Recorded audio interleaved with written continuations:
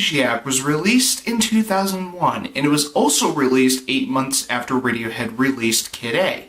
And the reasoning why Amnesiac was released 1/3 less than a year was because everything in this album is actually the leftovers of the Kid A recording sessions. Because of this, some fans have labeled Amnesiac as an album full of B-sides for Kid A. And I like to debunk this because I have listened to both of these albums a number of times. And I always see Kid A as an abstract album with a diversity in sounds. Amnesiac kind of has this, but it also has elements of 20th century classical music, krautrock, and even jazz. And as for the lyrics that are contained in Amnesiac, it explores themes that were influenced by Greek and Egyptian mythologies, which is something that Kid A does not have. Also, Radiohead went back to their traditional approach while still maintaining that experimental route that they have been taking at the time they released Amnesiac. I have to be honest with you, and I need to be upfront about this. When I first listened to Amnesiac all the way through, I only liked about 3 or 4 tracks. I didn't really like the majority of it at first. But after giving it a few re-listens from time to time, I actually started to appreciate it for what it was, and it resulted in me having a second opinion about the album. And the reason I am telling you this is because, in my opinion, Amnesiac is not as accessible as an album by Radiohead when compared to the previous albums that they released before this one. And also, one thing that some listeners have to keep in mind is that Amnesiac was released right after Radiohead released 3 terrific albums. The Bends, OK Computer, Kid A. 3 albums I gave A+ to. So, having an album like Amnesiac is definitely a bit difficult to kind of sit through if you're expecting it to be just as great as what they released 3 albums prior. Amnesiac is still an album worth listening to, it's just you have to let it sink in. This isn't an album you can't just really get into on first listen. I'm really sorry to tell you this, but that shouldn't be a reason to be discouraged in listening to it, because there are some tracks in this album that are worth going into this album.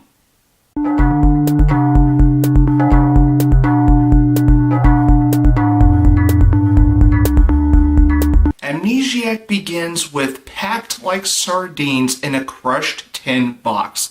And yes, that is how the track is spelt out.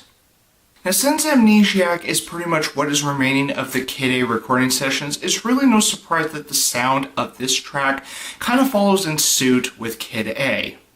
I really like the electronic instrumentation of this opening track, and there's also an effect that Thom Yorke uses at one part later in the song, and please forgive my Thom Yorke singing impression, but it's the point where he sings, "I'm a reasonable man, get off my case, get off my case, get off my case," where it sounds all robotic. Now, when I first heard Amnesiac all the way through, this part I didn't really expect, and I thought it was kind of a nice little surprise that Thom Yorke threw in this song.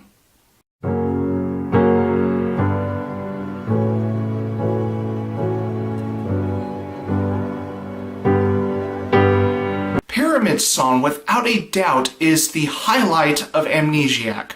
And I'm a sucker for good piano playing, and Thom Yorke proves that with this track. Because the piano playing in Pyramid Song is beautiful. But it's also accompanied by Johnny Greenwood's playing of the Onda Martino, which gives Pyramid Song a haunting background while the piano playing is beautifully played. And what's also great is that Philip Selway's drumming really does suit these 2 particular instruments playing throughout the entire track. So, yeah, Pyramid Song is without a doubt the highlight of Amnesiac. It is my favorite track of this album.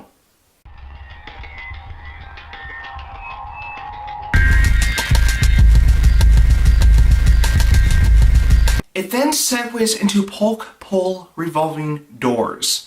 Now, I can commend Radiohead for the effort in experimenting at the time they made this track, especially that Tom York's vocals have been modified throughout this entire track.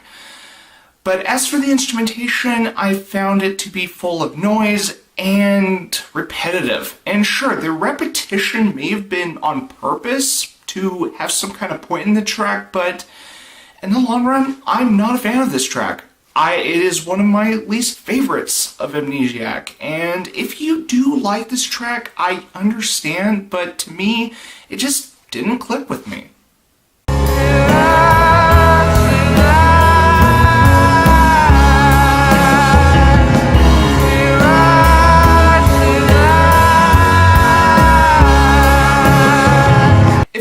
Revolving Doors didn't tickle your fancy as much as it didn't do for me, then perhaps You and Whose Army could. But I can understand if this takes a little getting used to for some people, because half of this track is build-up, and the second half is pretty much the payoff. And it's a pretty good track, but I can understand if some people found this track boring at first. But after repeated listens, I did like You and Whose Army, and I think it fits in at the placement of Amnesiac.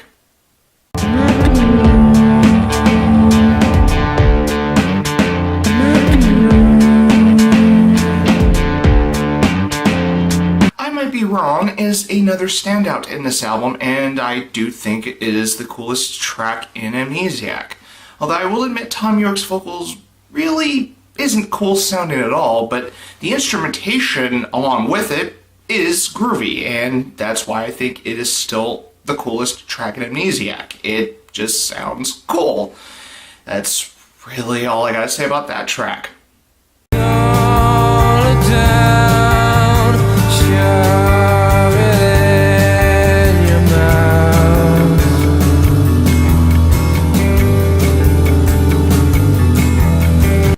Wrong is followed by another good track, Knives Out. And I'm going to be completely honest with you, based on my experience, when I first experienced Knives Out, it took me a little getting used to.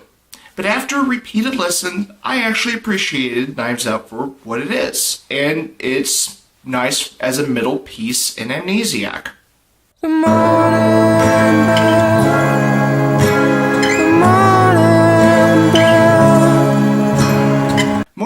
Amnesiac is one of my least favorite tracks in this album, and I can explain why.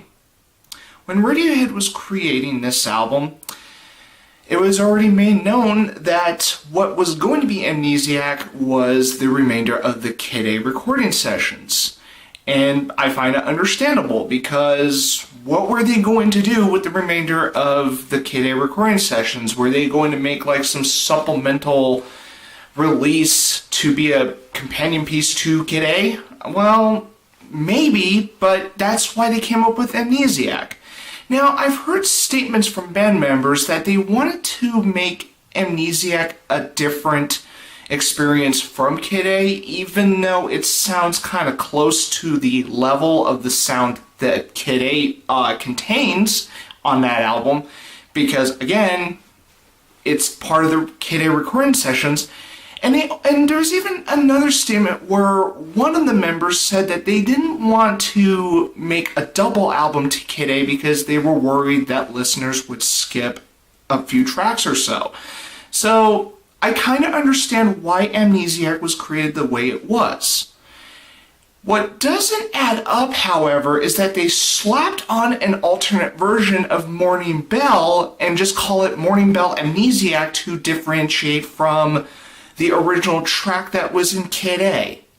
Now, the beat does sound different, and I do like that, but the lyrics are the exact same ones for Morning Bell and Kid A.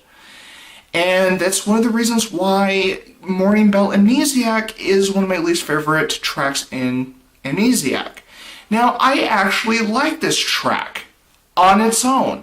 I just don't think it fits in with this album, in my opinion. I think it would belong more as a supplemental track in a deluxe edition of Amnesiac, not a piece of the album.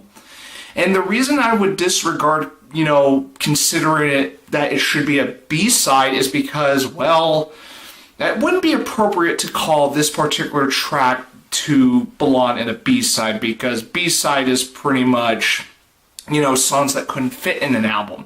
I just don't know why Amnesiac has another version of Morning Bell.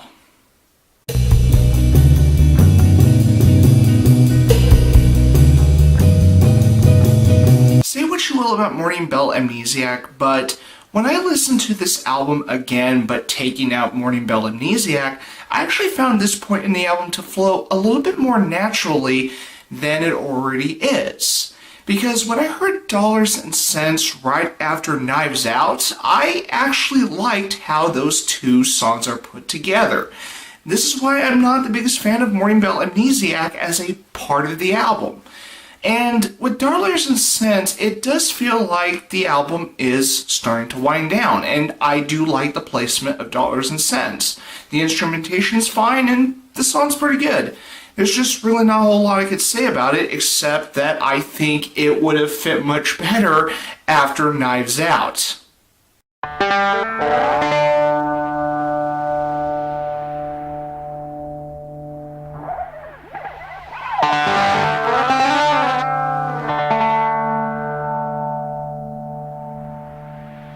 Hunting Bears is another track that is one of my least favorites in Amnesiac. Now, I thought the guitar work was nice in it, and I thought this track was decent. That was until, after that guitar solo, we hear it a second time and it sounds exactly the same.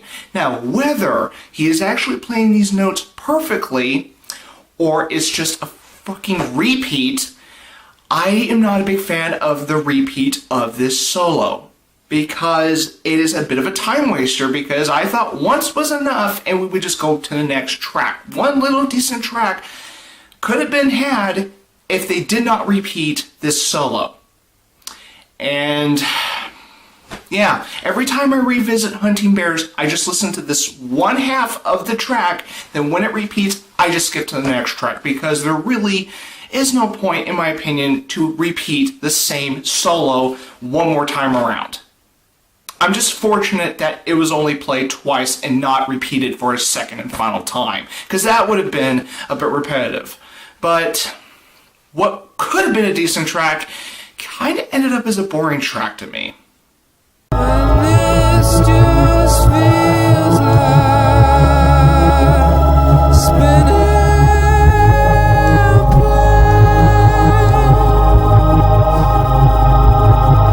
Like Spinning Plates has a fascinating history that might blow some fans and listeners' minds. Now, I only say this if any of those listeners or fans have heard I Will in Radiohead's Hail to the Thief album. Now, I Will was originally intended to be an Amnesiac, but Radiohead was not happy with the end result. So what Tom York did was sing something, but he reversed the vocals. But he also sung normally along the way in the track as well. So he was doing two vocals, together. So I thought that was pretty cool with this particular track. Now, if you actually play Like Spinning Plates in reverse, if you can find a way to do that, then you may notice that the vocals in reverse almost sound very similarly like I Will in Hail to the Thief. And I consider this little fun fact to be an Easter egg to Amnesiac.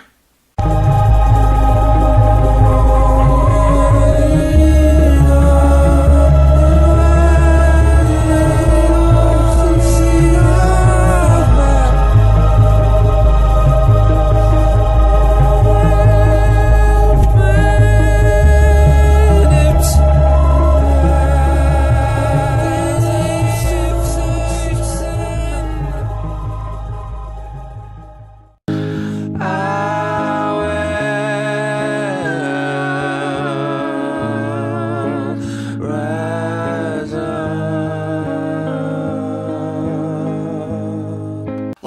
Plates is also a very fitting penultimate track to Amnesiac, considering what it is putting the listener through.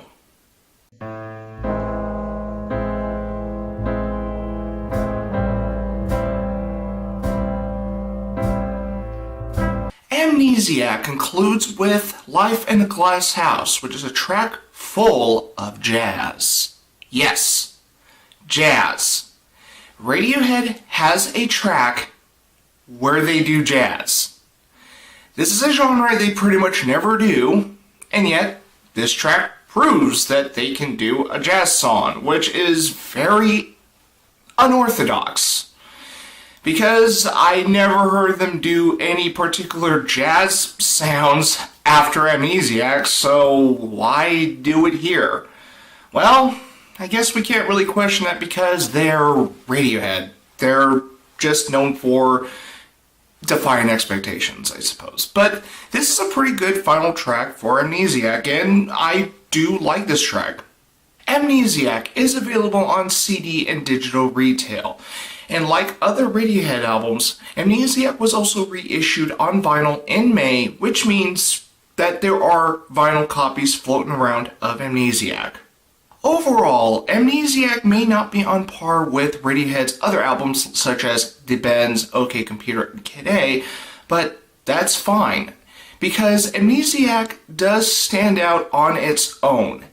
Now, even though what was remaining in the Kid A recording sessions was slapped on here, I still commend the effort that Radiohead did for this album, because they didn't want to leave whatever they didn't put in Kid A hanging, so I don't mind the approach to Amnesiac. Now sure, there are a couple of tracks here and there that I particularly don't care for, or I question them for specific reasons, but even with those little nitpicks here and there, I did enjoy the rest of the album regardless. I still think this is an album worth listening to. I think it is enjoyable. If you do not compare Amnesiac to past Radiohead albums, you might like Amnesiac for specific reasons. But again, I can understand why Amnesiac is not accessible to first-time listeners, because this one does take a little getting used to. I was on that kind of boat as well. So if you give it time, if you give it a few re-listens, chances are you might like Amnesiac in the long run. Amnesiac gets an A-. If you like this review, feel free to hit the like button. And if you want to follow my channel, please feel free to hit the subscribe button. And if you would like to request any bands or music artists that you would like me to review in the future, please feel free to list them down below in the comment section. And as always, you're welcome to leave a comment if you feel so inclined. And thanks for watching. And my next album review will be on Red Hot Chili Peppers, by the way. So I will see you in the next review.